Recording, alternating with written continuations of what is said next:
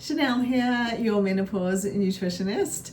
Today, I am actually not even ready to be talking to you. However, I actually feel really fired up about this particular topic we're going to chat about today. And I just am like, I'm talking to my people, I'm talking to them now. So I don't have any makeup on. I will just tell you that I have my exercise gear on because I haven't actually worked out today yet. But that was only because I actually woke up not feeling 100% in my tummy. So I'm just going to actually train later, which normally I don't. I normally train first thing in the morning. But I've got my exercise gear on, ready to go. And I'm not one of these people who puts my makeup on and does myself up before I go and work out. It's just not who I am. So if you ever see me on social media, on my stories, like on Instagram or Facebook, and I'm talking to you from the gym, I often do that. You'll only ever see the fresh version, the no makeup, hair's not done, none of that business, because that's just how I am. I know these days we open up social media and Instagram and we see everyone looking perfect. You're just not going to see that here. So I just am confessing this to you up front. So if you do follow me on social media, you know what the truth is that you're seeing a real person. But actually, what I wanted to talk to you today about was the confusion that is out there on social media. I have been battling with this for years myself personally, and I am a nutritionist, I'm a sports nutritionist, I'm a health coach. I have studied, I continue to study, I have education, and I find myself getting confused with some of the things that I'm seeing and hearing on social media. And for me, I think I know more than the normal person. My job is teaching, right? That's what I do. I teach and I coach people to get results, not only by sharing my own experience, but because I am constantly learning and educating. Yet sometimes I am hearing these things from people who supposedly have, credentials, doctors, researchers, PhDs, and they're citing research and study, which makes it even more confusing, because then I am going back to the people I either studied with or people I'm affiliated with who are very educated and smart, and I'm saying, what about this? This person's saying XYZ, because I am like, this is not sounding right to me. So I wanted to share my take and also hopefully give you a few tips so you can navigate what you're hearing online, because it is a minefield out there, I tell you. So over my years of studying, I've been studying in the nutrition space for quite a while now, 7 or 8 years. And I luckily get to work with some incredible professionals who have been in the space for a long time. So I have a chain of, education that I can go back to. So if ever I am not sure of something or I hear something that is conflicting, for example, fasting is a perfect topic. Now, I have used intermittent fasting myself as a woman, as an athlete. So I'm a CrossFit athlete over my years, and it has been an amazing tool, to help me get rid of the belly fat, to help me manage my calories, to help me be metabolically flexible. If you listened to my last chat with you, I talked all about the reasons why I started intermittent fasting, because I had some insulin resistance. Yet I yesterday heard someone say to a platform that has millions of followers that every woman should wake up and eat within 30 minutes of waking up because of cortisol levels. Now, there is no research to back that up. So now every woman listening to this is confused because they're hearing this information and there's actually no studies that back that up in humans. And this is what I'm talking about. This and that no woman should be fasting. When you hear blanket statements across the board telling people no woman or everybody, that is a red flag, especially in nutrition and health and wellness. Nutrition per se is extremely individual. Myself, and I will talk about, I cannot tolerate eggs. I cannot tolerate dairy. There's many different foods that I either don't like or I cannot eat much of. My nutrition needs are completely individual to me. I could not give you my nutrition plan, and say, here, follow this. That's why you'll never see me telling you how many calories I eat in a day. And I purposefully do not do that because it is irrelevant to anyone else. Like how many calories I get to eat in a day is completely unique to me. My height, my weight, my age, my activity, what I do, my lifestyle, my exercise. There are so many factors that go into what I get to eat and why I get to eat that. So this is the first thing I want you to understand, is nutrition is very individual. So please, if someone is giving you blanket statements, every woman should or every woman shouldn't, this is a red flag. This is a big red flag. The next thing I want you to think about is, where is this education coming from? Now, it's difficult because we're hearing doctors and PhDs and researchers saying things that are actually conflicting, and I get that that is hard. You can dig into it. If they are citing a research paper, you can actually look that up and go and see if what they're saying is true. That is something that you could do yourself. The other thing is, if you're listening to something and you're, like for me with the fasting, I've used it, it's been incredible. There's been times where I've heard things and I'm like, is that true? Isn't it true? And I have actually, so training fasted, for example, and I did a podcast episode about this for this purpose, is that for many, many years I trained fasted and I was completely fine. And you can train fasted. We store glycogen in our muscle and our liver, and that is why we can train fasted. It's whether your performance is what you want it to be. Now, I have tested both ways. When I'm training weights, I train fasted because I don't feel like I need the fuel when I'm weightlifting, just doing resistance training.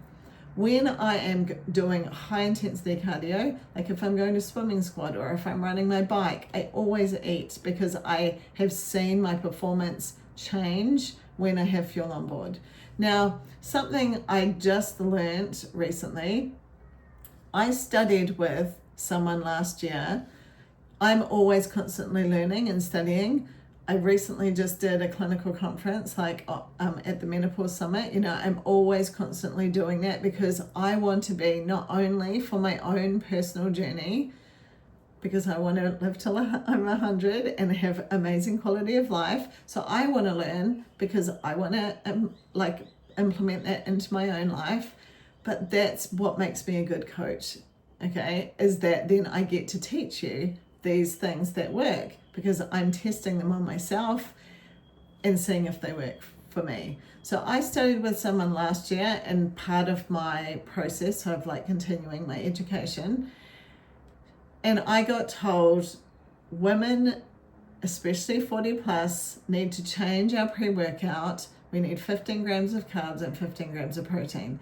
Now, initially I was like, I hadn't heard that one before. She then went into explaining that, it's to do with insulin and that women are different to men, and at this stage of our lives, the hormones are changing and the insulin is necessary, and it all sounded right. So I actually put it into practice. I shared it with my program.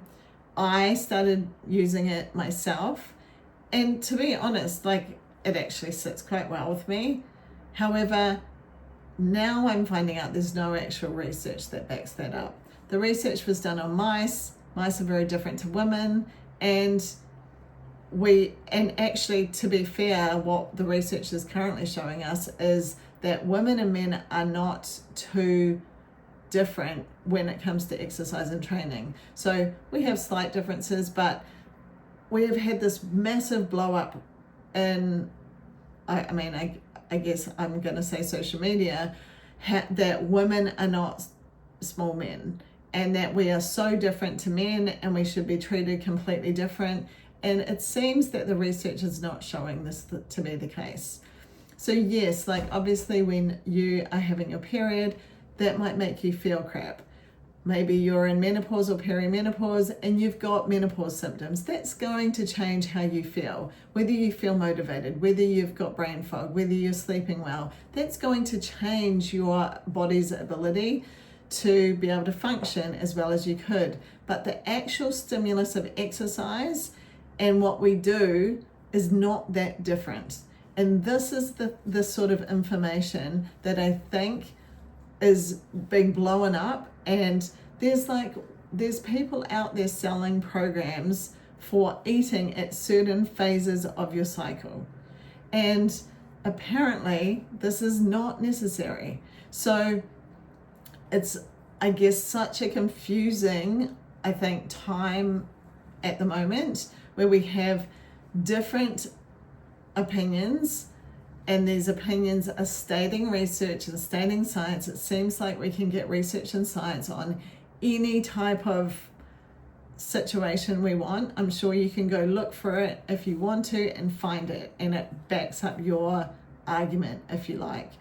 So what I want to say to you is my job here is to continually learn and seek out the information that's correct, put that to the test myself, share with you what I personally find is working, and, you know, from my own experience, but from what I am discovering by asking the people who are doing the work, the people who are doing the research in these areas and have been for like 20 years or 30 years. And I think this is what's important. So when you're looking at something or hearing something, I want you to think about, where is it coming from? I've said this before here, but if it's being cited, research is being cited, I want you to maybe look into it, or go and take that information and test it for yourself and see what you think. So like with the pre-workout example I just gave you, the ladies on my program have actually been doing this. So now we are coming back and saying, well, how do you feel? What have you noticed? And we are actually putting that to test ourselves. So not all of it is bad, because we are testing, retesting and deciding, and everyone is going to be personal in what works for them and what doesn't. So I guess I feel a little bit frustrated, because as my job as an educator, I find is difficult when I have women being so confused. And I suppose, you know, I guess the byproduct of that is they come to me if they feel like they trust what I'm teaching and we can implement some strategies that I know that work. But for you listening to this, if you are feeling confused, retest on yourself, go look for more information. Anyone can question or send me something they're not sure of, and if I don't know, I will definitely check with the people who I am connected with to see if I can find out a solution for you, and keep learning. You know, I think this is one of the reasons that I do my Thrive program, quite frankly, is that for some reason, and well, the some reason is that, quite frankly, in between our 30s and 40s, we are so busy raising children or being busy with our careers, giving to everyone else, that we actually stop learning for ourselves. And that is why we find ourselves coming into menopause, not lifting weights, not eating protein, not doing the things we need to do, because we actually don't know. that we're meant to do it in the first place. So I suppose my underlying message is try and keep learning, try and keep an open mind, try and align yourself with someone you feel like you trust. So if you have read, and here's the challenging part, there's lots of great books, but so keep learning and educating yourself. There's lots of great information. There's lots of great doctors sharing things. For example, the other day, she was probably the one that I first connected with in the menopause space. You know, she's got millions of followers and a lot of her content is so great and she's doing so much good work. But she then said, you know, she doesn't believe in a calorie deficit for getting rid of fat loss. And I'm like, absolutely do not agree with that, because as someone who helps women do that, and we use calorie restriction and a calorie deficit to do it, and it works, and I'm doing it, and I hundreds of women on my program get results, I know that that's not true. So it's difficult because she says lots of good things and shares lots of good information and then says something like this. So I suppose if you hear something like that, for example, that's a really good example, and you're not sure, then please ask me. And I will definitely give you my opinion on whether I agree or disagree. And generally, I will have some reason for that. So I have a massive list of not knowledge and education based around that particular topic, but I will find out, you know, the details, and I'll be able to explain my side of it for you. So generally that's where I sit. And if you're listening to this and you have questions, then please feel free to use the comment section and add your questions here. I am more than willing to give you my personal opinion, and if I don't know, I will ask the people, like I said, that I'm connected to and find those answers for you. I am always learning, and I think that is something that you will see here. I am not afraid to tell you if I change my mind on something. And if I change my mind on something, it's because I have found research or science or information that counteracts something that I have previously thought. So I don't know if this is making any sense at all to you. This is just how I'm feeling right now, because there's so much confusion right now. As if you open your social media, you will see it. It's right in front of you. So I just felt compelled to share my thoughts and where I sit. And if I can help anyone clear up any, you know, problems or questions they have, then I'm here to do so. But my absolute promise to you is that I will keep continuing to learn and grow and stay educated and find what is actually the truth. And I will be testing that on myself and also sharing that with you so you can get the best results you can get for yourself. So I truly hope that this is hitting and helps you today on your health and wellness journey. I know if you are listening to this, it's because you care about how you are traveling through this life. And if you are new over here, my passion is to help teach and educate and reach as many women as possible, because here in Australia, we are living to the age of 85 as women, but that quality of life is terrible. We are in nursing homes, we are not self-sufficient, we often can't even walk, we have dementia or Alzheimer's or, you know, diabetes or chronic diseases, and our quality of life is terrible. And I don't want that for myself, and I don't want it for anyone listening to this.